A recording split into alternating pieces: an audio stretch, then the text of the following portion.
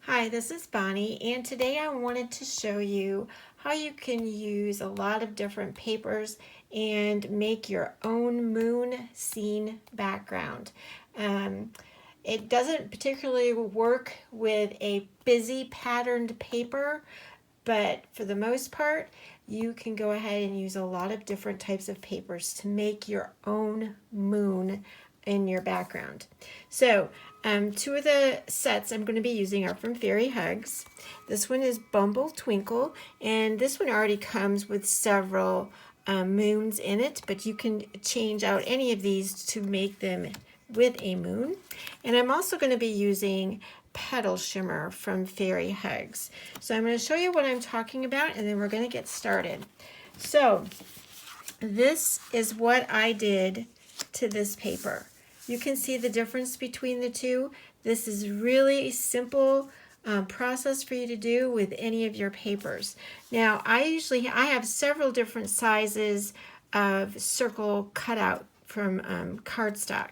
I have a 3 1/4, I have a 3, and I have 2 1/2. You can have them any sizes you want, just depends on what you want your scene to be.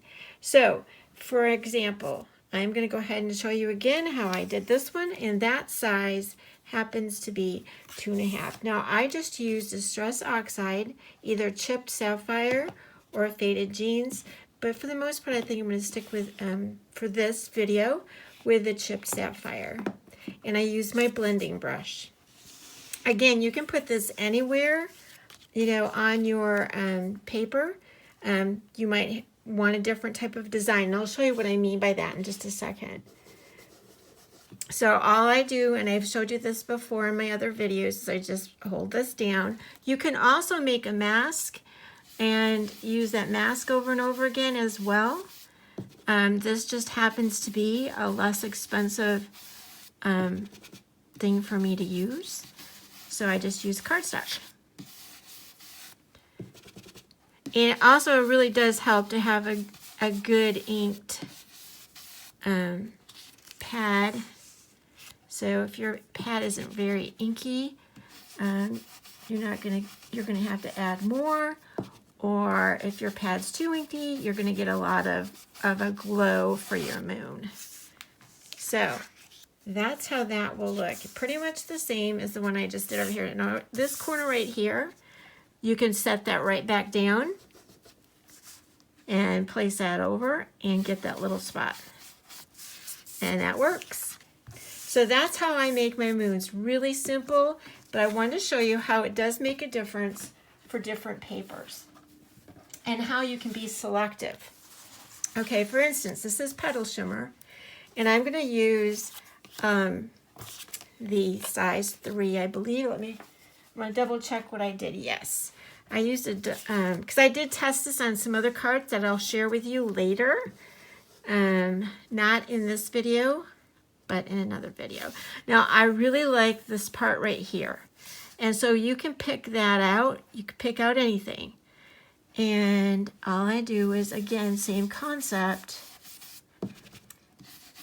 You want to make sure that you keep your, it's kind of like a cardboard or a cardstock mask, if you want to call it. And if you're worried, like I said, about it moving around, see, it can move around, use a mask that sticks. Like I said, I don't really have a problem. Now, in this case, I know I'm going to be putting something down here, and I don't want the moon to go full around, but you can do it that way. But I'm preparing this for another card, and I know I don't want it to go all the way down. So I'm also teaching you how you can, just pick what you want to do. So that kind of like leaves the space down here open. And that is what I'm going to want. And you'll find out when I go to do another card. Okay, let's try this one. Let's see what would we use on that card. All right, this one would work with the really big one. And again, it could just be right here. You could even, again, use this part if you wanted. But again, I know what I'm going to be doing for another card. And this again is a 3 3/4.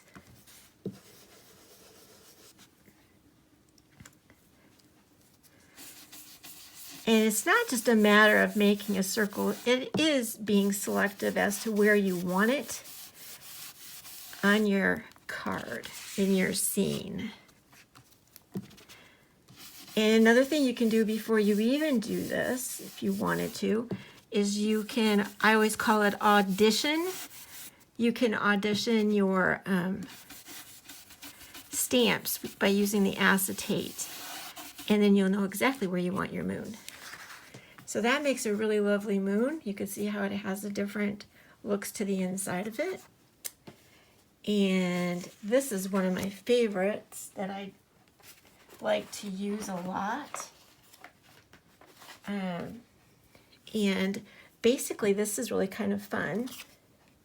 You use the size 3, but you go over here in the corner. And you want to leave just a little bit maybe there. It doesn't have to be that way. But because of where it is on the paper, it makes a really pretty awesome moon in this section.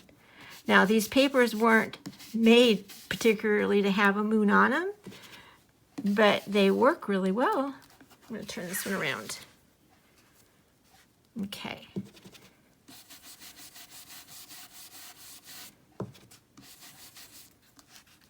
Now I have made some cards with this concept already, so I know where I want the moon. But you can always figure out where you want things. I'm going to add a little bit more to the corner.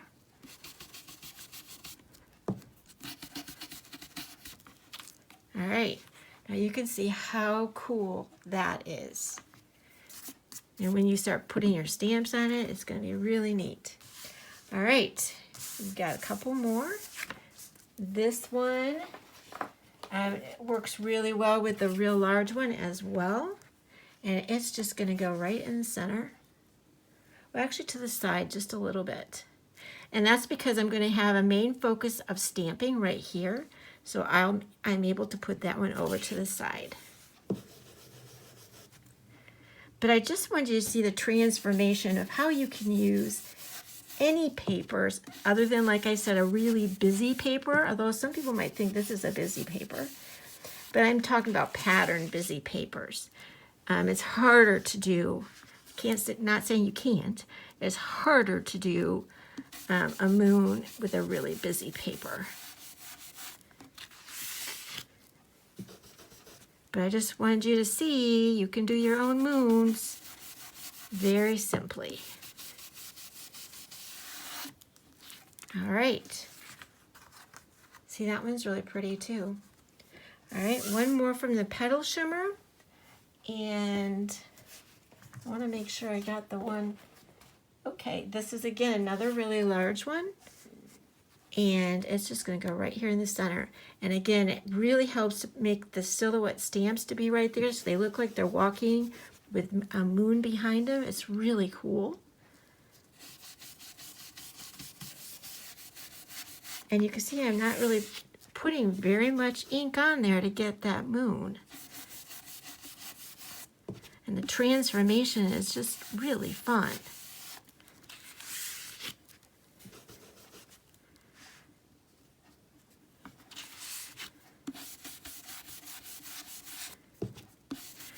So I really hope you get out your papers and you play and you add these moons and stuff to the background. See, look at this, looks like little craters even in the moon. It's so cool. So there's one other set of paper I wanted to show you. Just 2 pieces from the BumbleTwinkle. You could do it with all of these papers down here and then these papers up here that don't have moons on them. So I'm going to be using these 2. And this one's going to be placed about right there. It could be, like I said, it could be really anywhere on there. And this is just a lighter paper, so I wanted you to see how well it shows up on a lighter paper. And I also wanted to talk a little bit about the BumbleTwinkle paper. There has been some people questioning about the texture. that is in the paper, and they are a little bit confused, thinking like, if you can see it, it must have the bumps and everything to it. It's not. It's a faux texture, which means it looks like it has the texture to it, but it doesn't. It's just flat. It's the look of it. It's the shadows of it. So anyway, see, isn't that how pretty that one is? And then this one, again, you can see how it looks like it has a texture, like it's a canvas. So it's a faux look. And for this one, I wanted to find my sample. So, okay, let's see what size I used for that. I went ahead and used a size 3. Now here, you could put it anywhere. I mean, I could have one right here and it could be big. In fact, I think I'm going to do that. I want to be a little bit different. So this is what I'm going to tell you. If you already have like a pattern down below, say you put your own pattern on, and you want this moon to look like it's behind those mountains, you can do a couple of things. You could put a mask through there, or you can just be really careful when you go to add your shading, or what do you want to call this? I call it a halo, a moon halo. So just be kind of careful when you get right there, because it will probably go over just a tad. It's not going to be a big deal.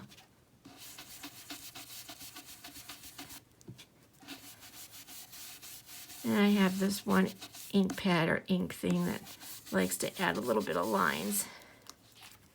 So now you can see how that looks like it's behind these hills right here. So even if I wanted to have a little bit of a shadow right there, I could still come back in very lightly. It really depends on the ink you're using, because I do that too with my moons, to make it blend in a little bit, but look different from what's in front of it. So there you go. So that was just a really quick video wanting to show you how you can make so many different papers, and they can be moons. We'll go through and look at it one more time. So there's that one, and this was like within 12 minutes time I have made all these different moons. Again, those were from PetalShimmer. And then we have the ones from the BumbleTwinkle. So I just want to thank you for stopping by. I am going to have the links below for the paper, and I'll also basically remind you I use the chip Sapphire and what size papers I use. But you can use any size, just whatever size it is for your scene that you want to do. So thanks so much for stopping by. I hope you have a great day. Bye.